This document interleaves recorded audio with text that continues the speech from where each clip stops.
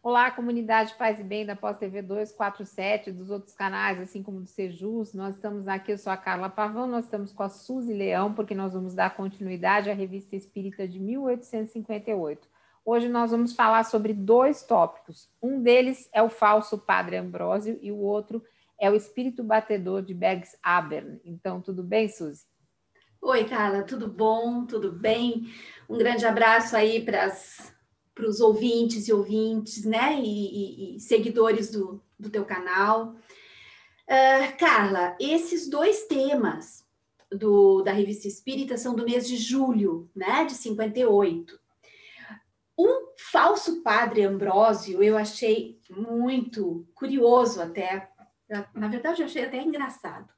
Porque esse fato aconteceu, Kardec narra isso na Revista Espírita, mas aconteceu em Louisiana, nos Estados Unidos.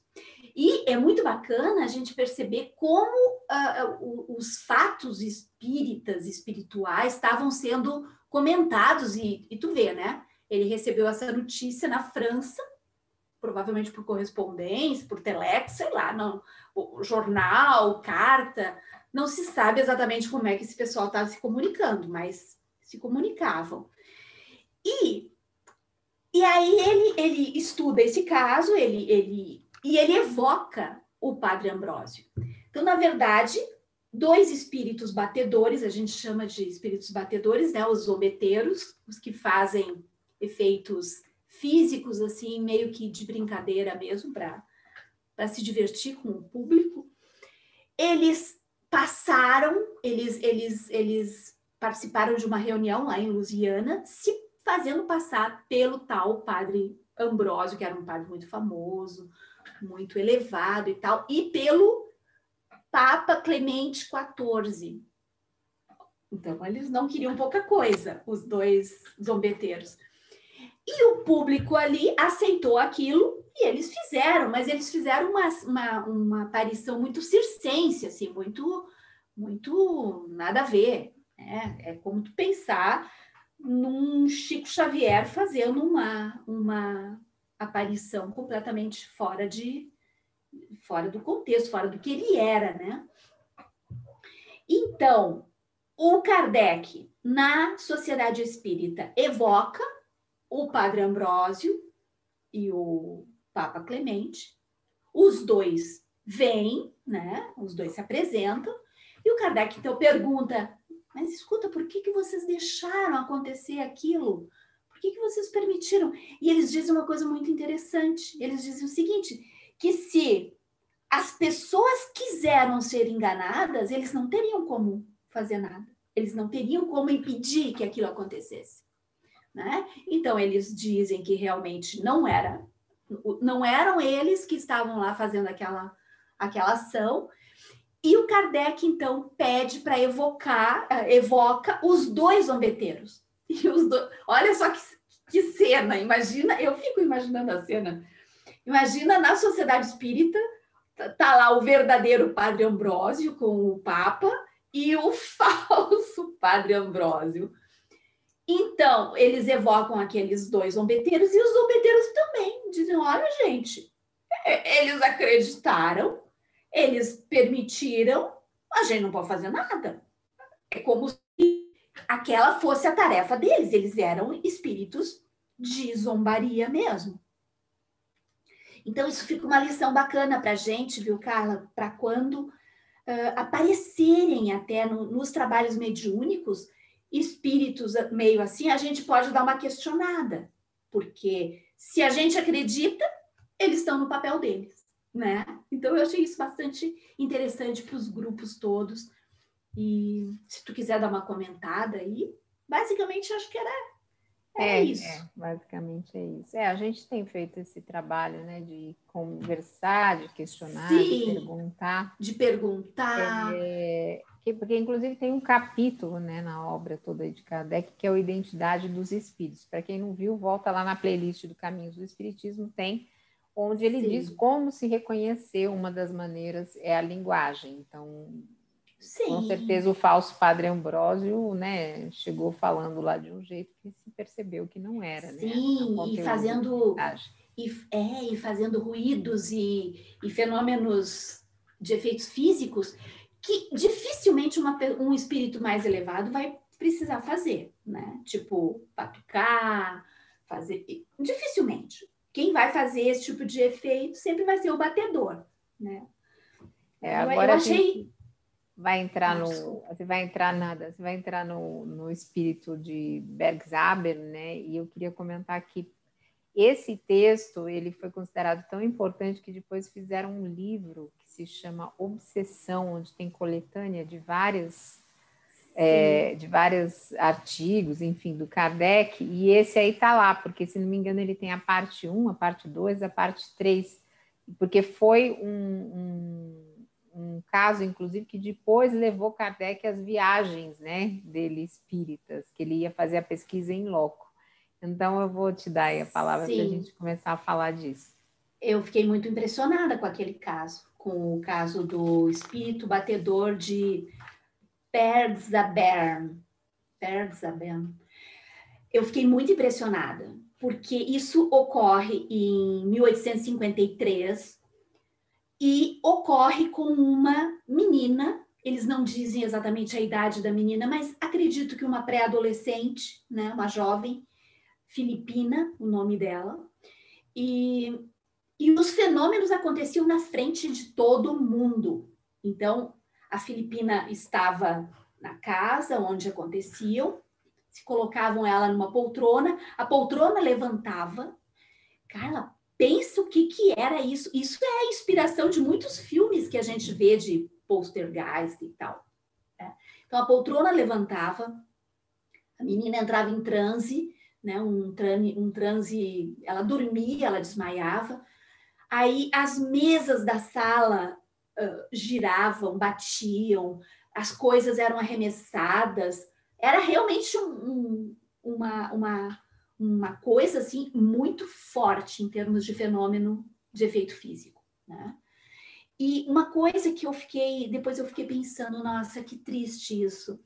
A menina foi internada numa clínica, foi impedida de ter contato com Kardec e com todos os outros médiuns que estavam trabalhando, digamos assim, mediunicamente nesse caso, né? Aí eu fico só imaginando as coisas que essa criança, que essa jovem deve ter passado dentro dessa clínica em termos de experimentos, né? Até porque naquela época, século XIX, não se tinha noção até onde ir, né? Então eles iam, eles faziam, era choque, era até o século XX ainda teve isso, né? E mais no século XIX muito mais. Então eu acho que essa menina ela deve ter sofrido bastante em termos de isolamento e de clínica e de tomar remédio e tudo por uma mediunidade, né? Forte, uma mediunidade de efeito físico que realmente precisava ali ter sido tratada, né? O Kardec entra em contato, o Kardec escreve, mas depois, no próprio artigo da revista, ele diz que foi proibido pelos médicos da clínica, né, da Filipina manter contato com eles e tal. Eu achei triste isso. Triste essa não precisa ir longe, né? O próprio doutor Inácio Ferreira, aqui no Brasil, né? Ele escreve 2 livros que se chamam Novos Rumos à Medicina 1 e 2.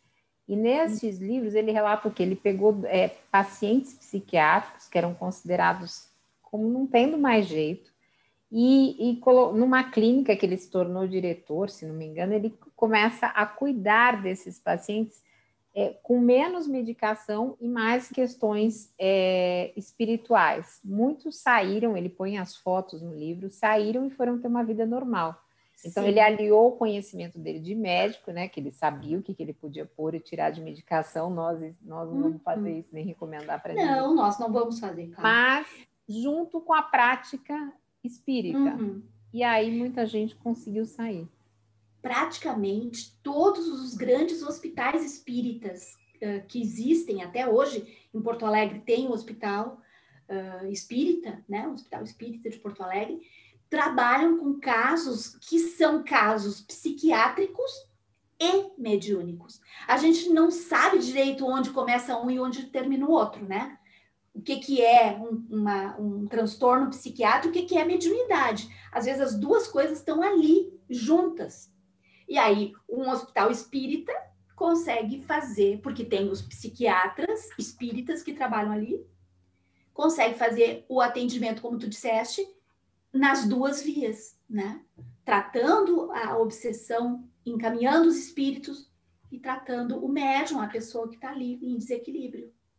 E é bom a gente lembrar que Kardec, no livro dos médiuns, estudou um capítulo que chama Dos Sistemas, e ele estudou o sistema da alucinação, que foi dito que todo médium estava na alucinação, por isso que acontecia aquilo dos espíritos. Então, volta lá na playlist, se você puder, e dá uma olhada dos sistemas no livro dos médiuns, né, Suzy? Para também as pessoas não ficarem fazendo conexões aí, achando que todo mundo, né? Então é bom a gente olhar exatamente. Kardec falou sobre isso. Exatamente. Fazer um estudo sistematizado, dando uma olhadinha de vez em quando, dando uma repassada nos vídeos, é super importante. É super importante, né? E essa história, então, ela não termina muito bem, na minha opinião. Eu fiquei assim, tristinha de imaginar a menina, né, que precisava de um apoio espiritual ali naquele momento, sendo internada, mas enfim, né, o Kardec não podia fazer nada, não tinha como impedir isso, né? É uma história bem pesada essa é uma história bem forte, bem... às vezes a gente tem pessoas próximas a nós que também entram em surto e você tenta fazer as duas coisas, a pessoa não permite, né? Também não sabemos se a menina permitiria, então assim... Vamos confiar que de alguma forma a espiritualidade tenha aconteceu, provido, né? Aconteceu da melhor maneira ou da maneira que foi possível, né? É assim que é. A vida é assim mesmo. Então tá bom, terminamos esse capítulo? Eu acho que sim, Carla, porque os dois casos já foram ditos, né? Uma coisa só que eu achei curiosa sobre o batedor, esse de Bergzaben, que ele não se intimidava com qualquer pessoa presente. Podiam mudar as pessoas, podiam ter um público diferente, ele não se intimidava, ele continuava fazendo, né, com sineta, com móvel, com tudo. Então, isso é bem interessante, que a gente às vezes pensa, um efeito físico, de repente, com um público olhando, ele não vai... Mas esse em especial, ele não se intimidou. Então, eu acho, não sei se foi o de Bergzaben, porque, se não me engano, essa cidade é na Suíça, né? Não sei se foi esse ou foi uma outra cidade próxima que depois o Kardec foi visitar. E antes do Kardec visitar, eles chamaram um padre para praticar o exorcismo numa dessas cidades em que tinha esses espíritos. E o que aconteceu? O padre pôs todo mundo que ele supunha doente, né? Que ele supunha que era doença, que era possessão, que era água da cidade. Um médico deu um laudo que era água da cidade, enfim. Colocou todo mundo dentro de uma catedral. E o padre foi fazer o exorcismo. Quando ele chegou lá, começou a cadeira para tudo quanto é lado. O padre sumiu de lá, nunca mais voltou. Nem se era padre, se era um bispo, era alguma coisa assim importante. Gente, tu imagina a cena, menina. Nunca mais voltou, porque eles não se intimidaram. Eles não se intimidam, não. Eu acho que espíritos de efeito físico, quando ele está bem munido ali de fluido espiritual para o efeito físico, ele não se intimida, não. É isso aí. Então, gente, pedindo que vocês curtam, compartilhem, que vocês se inscrevam nos canais aí, se for possível, e estaremos juntos aí ao longo desse ano estudando a Revista Espírita. Um beijo grande e obrigada, Suzy. Um beijo em todos e todas.